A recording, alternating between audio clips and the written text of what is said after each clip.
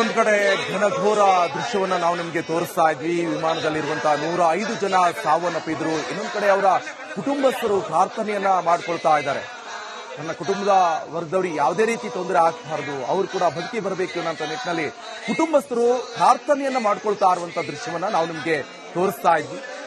ಸದ್ಯ ಈಗಾಗಲೇ ನೋಡಿ, ಇಲ್ಲಿ ವಿಮಾನದಲ್ಲಿ 242 ಪ್ರಯಾಣಿಕರು ಪ್ರಯಾಣ ಮಾಡ್ತಾ ಇದ್ದಾರೆ ಅಂತ ಗೊತ್ತಾಗ್ತಾ ಇರುವಂತಹ ವಿಚಾರ. ಆ ಸಂದರ್ಭದಲ್ಲಿ ಎಲ್ಲ ಪ್ರಯಾಣಿಕರ ಕುಟುಂಬಸ್ಥರು ಪ್ರಾರ್ಥನೆಯನ್ನ ಮಾಡ್ಕೊಳ್ತಾ ಇದ್ದಾರೆ.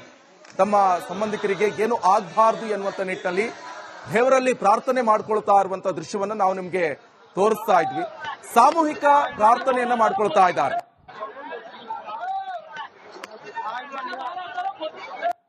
ಬರೀ ಒಂದ್ ಕಡೆಯಲ್ಲಿ ವಿಮಾನ ಯಾವ ರೀತಿಯಾಗಿ ಪತನ ಆಯಿತು, ಘನಘೋರ ದೃಶ್ಯವನ್ನ ನಾವು ನಿಮಗೆ ತೋರಿಸ್ತಾ ಇದ್ವಿ. ಆಸ್ಪತ್ರೆ ಮೇಲ್ಗಡೆ ಈ ಒಂದು ವಿಮಾನ ಪತನ ಆಯಿತು ಅಂತ ಗೊತ್ತಾಗ್ತಾ ಇರುವಂತ ವಿಚಾರ. ಆಸ್ಪತ್ರೆ ಮೇಲ್ಗಡೆಯಲ್ಲಿ ಪತನ ಆಯಿತು. ಜೊತೆಗೆ ಯಾವ ರೀತಿಯಾಗಿ ಪತನ ಆದಂತಹ ಸಂದರ್ಭದಲ್ಲಿ ಅಲ್ಲಿ ತುರ್ತು ವ್ಯವಸ್ಥೆ ಯಾವ ರೀತಿಯಾಗಿ ಗುಜರಾತ್ನ ಸರ್ಕಾರ ಮಾಡಿಕೊಳ್ತು. ಇನ್ನೊಂದು ಕಡೆಯಲ್ಲಿ ಸುಟ್ಟು ಕರಕಲಾಗಿರುವಂತಹ ವಿಮಾನ ಬೆಂಕಿ ನಂದಿಸುವಂತಹ ಕಾರ್ಯ ನಡೀತಾ ಇದೆ. ಈಗ ಸದ್ಯ ಅಲ್ಲಿರುವಂತಹ ಪ್ರದೇಶವನ್ನ ಕ್ಲೀನ್ ಮಾಡಿದ್ವಿ ಅಂತ ಹೇಳ್ತಾ ಇದ್ದಾರೆ ಅಲ್ಲಿರುವಂತಹ ಸಿಬ್ಬಂದಿಯವರು. ಇನ್ನೊಂದು ಕಡೆಯಲ್ಲಿ ಈ ಒಂದು ಪತನ ಆದಂತ ಸಂದರ್ಭದಲ್ಲಿ 105 ಜನ ಸಾವನ್ನಪ್ಪಿದ್ರು. ಟೋಟಲ್ 242 ಜನ ಪ್ರಯಾಣವನ್ನ ಮಾಡ್ತಾ ಇದ್ದಾರೆ. ಸೊ ಅವರಿಗೆ ಯಾವುದೇ ರೀತಿ ತೊಂದರೆ ಆಗಬಾರದು, ತೊಂದರೆಯಲ್ಲಿ ಸಿಲುಕಿರುವಂತಹ ಇಂತಹ ಒಂದು ಪ್ರಯಾಣದ ಸಂದರ್ಭದಲ್ಲಿ ಅವರಿಗೆ ಸಮಸ್ಯೆ ಆಗಬಾರದು ಎನ್ನುವಂತ ನಿಟ್ಟಿನಲ್ಲಿ ದೇವರಲ್ಲಿ ಆ 242 ಜನರ ಕುಟುಂಬಸ್ಥರು ದೇವರಲ್ಲಿ ಪ್ರಾರ್ಥನೆಯನ್ನ ಮಾಡ್ಕೊಳ್ತಾ ಇರುವಂತಹ ದೃಶ್ಯವನ್ನ ನಾವು ನಿಮಗೆ ತೋರಿಸ್ತಾ ಇದ್ವಿ. ಸಾಮೂಹಿಕ ಪ್ರಾರ್ಥನೆ.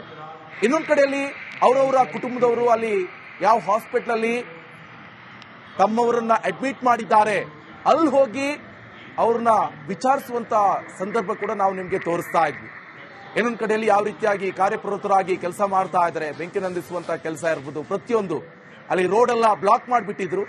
ಯಾಕಂತ ಹೇಳಿದ್ರೆ ಓನ್ಲಿ ಎಮರ್ಜೆನ್ಸಿ ಆಂಬ್ಯುಲೆನ್ಸ್ ಹೋಗುವಂತ ವ್ಯವಸ್ಥೆಯನ್ನ ಮಾಡ್ಕೊಂಡಿದ್ರು.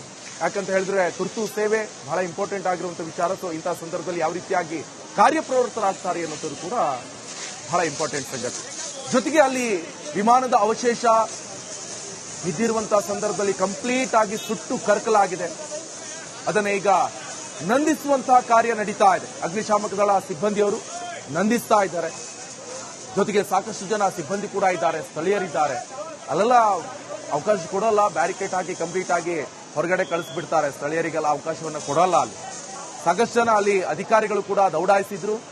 ಕುಟುಂಬದವರು ಕೂಡ ಅಲ್ಲಿ ಕಣ್ಣೀರಲ್ಲಿ ಕೈ ತೊಳ್ತಾ ಇದ್ದಾರೆ. ಯಾಕಂತ ಹೇಳಿದ್ರೆ ಅವರಿಗೆ ಸಹಿಸ್ಕೊಳಕ್ ಆಗ್ತಾ ಇಲ್ಲ.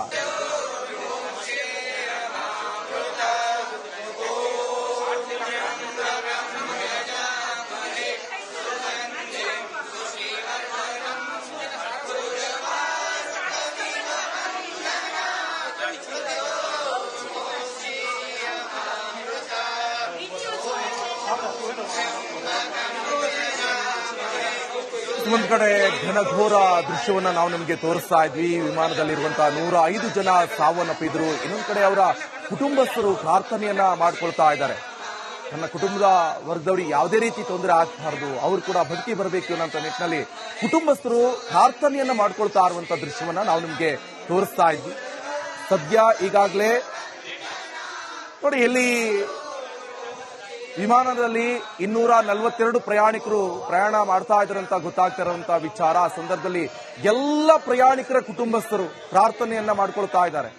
ತಮ್ಮ ಸಂಬಂಧಿಕರಿಗೆ ಏನು ಆಗಬಾರದು ಎನ್ನುವಂತ ನಿಟ್ಟಿನಲ್ಲಿ ದೇವರಲ್ಲಿ ಪ್ರಾರ್ಥನೆ ಮಾಡ್ಕೊಳ್ತಾ ಇರುವಂತಹ ದೃಶ್ಯವನ್ನ ನಾವು ನಿಮಗೆ ತೋರಿಸ್ತಾ ಇದ್ವಿ. ಸಾಮೂಹಿಕ ಪ್ರಾರ್ಥನೆಯನ್ನ ಮಾಡ್ಕೊಳ್ತಾ ಇದ್ದಾರೆ.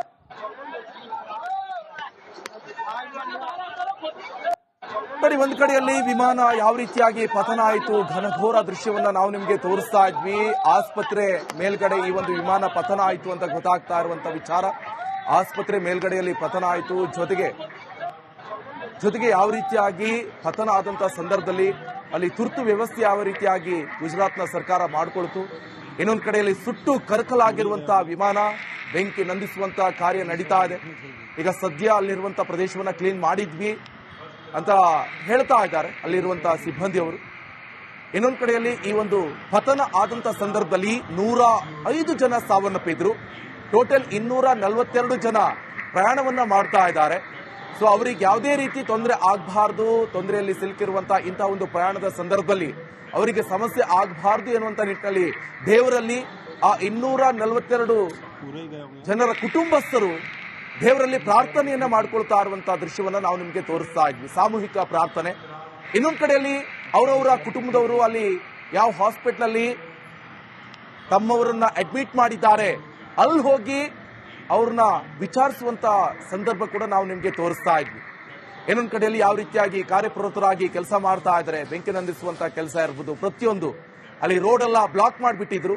ಯಾಕಂತ ಹೇಳಿದ್ರೆ ಓನ್ಲಿ ಎಮರ್ಜೆನ್ಸಿ ಆಂಬ್ಯುಲೆನ್ಸ್ ಹೋಗುವಂತ ವ್ಯವಸ್ಥೆಯನ್ನ ಮಾಡ್ಕೊಂಡಿದ್ರು. ಯಾಕಂತ ಹೇಳಿದ್ರೆ ತುರ್ತು ಸೇವೆ ಬಹಳ ಇಂಪಾರ್ಟೆಂಟ್ ಆಗಿರುವಂತ ವಿಚಾರ. ಸೊ ಇಂತಹ ಸಂದರ್ಭದಲ್ಲಿ ಯಾವ ರೀತಿಯಾಗಿ ಕಾರ್ಯಪ್ರವೃತ್ತರಾಗ್ತಾರೆ ಅನ್ನೋದು ಕೂಡ ಬಹಳ ಇಂಪಾರ್ಟೆಂಟ್ ಸಂಗತಿ. ಜೊತೆಗೆ ಅಲ್ಲಿ ವಿಮಾನದ ಅವಶೇಷ ಬಿದ್ದಿರುವಂತಹ ಸಂದರ್ಭದಲ್ಲಿ ಕಂಪ್ಲೀಟ್ ಆಗಿ ಸುಟ್ಟು ಕರಕಲಾಗಿದೆ. ಅದನ್ನ ಈಗ ನಂದಿಸುವಂತಹ ಕಾರ್ಯ ನಡೀತಾ ಇದೆ. ಅಗ್ನಿಶಾಮಕ ದಳ ಸಿಬ್ಬಂದಿಯವರು ನಂದಿಸ್ತಾ ಇದ್ದಾರೆ. ಜೊತೆಗೆ ಸಾಕಷ್ಟು ಜನ ಸಿಬ್ಬಂದಿ ಕೂಡ ಇದ್ದಾರೆ, ಸ್ಥಳೀಯರಿದ್ದಾರೆ. ಅಲ್ಲೆಲ್ಲ ಅವಕಾಶ ಕೊಡಲ್ಲ, ಬ್ಯಾರಿಕೇಡ್ ಹಾಕಿ ಕಂಪ್ಲೀಟ್ ಆಗಿ ಹೊರಗಡೆ ಕಳಿಸ್ಬಿಡ್ತಾರೆ. ಸ್ಥಳೀಯರಿಗೆಲ್ಲ ಅವಕಾಶವನ್ನ ಕೊಡಲ್ಲ. ಅಲ್ಲಿ ಸಾಕಷ್ಟು ಜನ ಅಲ್ಲಿ ಅಧಿಕಾರಿಗಳು ಕೂಡ ದೌಡಾಯಿಸಿದ್ರು. ಕುಟುಂಬದವರು ಕೂಡ ಅಲ್ಲಿ ಕಣ್ಣೀರಲ್ಲಿ ಕೈ ತೊಳಿತಾ ಇದ್ದಾರೆ. ಯಾಕಂತ ಹೇಳಿದ್ರೆ ಅವರಿಗೆ ಸಹಿಸ್ಕೊಳ್ಳೋಕೆ ಆಗ್ತಾ ಇಲ್ಲ.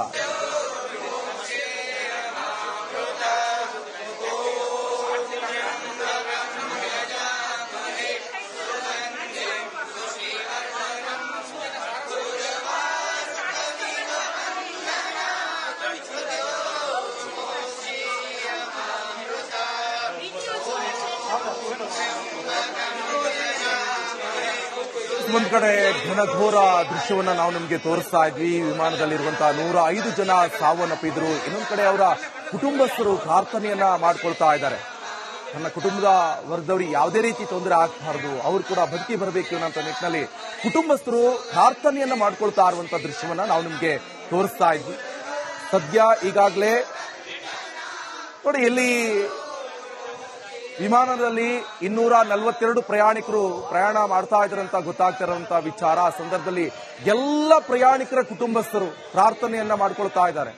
ತಮ್ಮ ಸಂಬಂಧಿಕರಿಗೆ ಏನು ಆಗಬಾರದು ಎನ್ನುವಂತ ನಿಟ್ಟಿನಲ್ಲಿ ದೇವರಲ್ಲಿ ಪ್ರಾರ್ಥನೆ ಮಾಡ್ಕೊಳ್ತಾ ಇರುವಂತ ದೃಶ್ಯವನ್ನ ನಾವು ನಿಮ್ಗೆ ತೋರಿಸ್ತಾ ಇದ್ವಿ.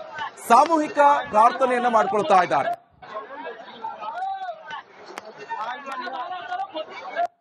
ನೋಡಿ, ಒಂದು ಕಡೆಯಲ್ಲಿ ವಿಮಾನ ಯಾವ ರೀತಿಯಾಗಿ ಪತನ ಆಯಿತು, ಘನಘೋರ ದೃಶ್ಯವನ್ನ ನಾವು ನಿಮ್ಗೆ ತೋರಿಸ್ತಾ ಇದ್ವಿ. ಆಸ್ಪತ್ರೆ ಮೇಲ್ಗಡೆ ಈ ಒಂದು ವಿಮಾನ ಪತನ ಆಯಿತು ಅಂತ ಗೊತ್ತಾಗ್ತಾ ಇರುವಂತ ವಿಚಾರ.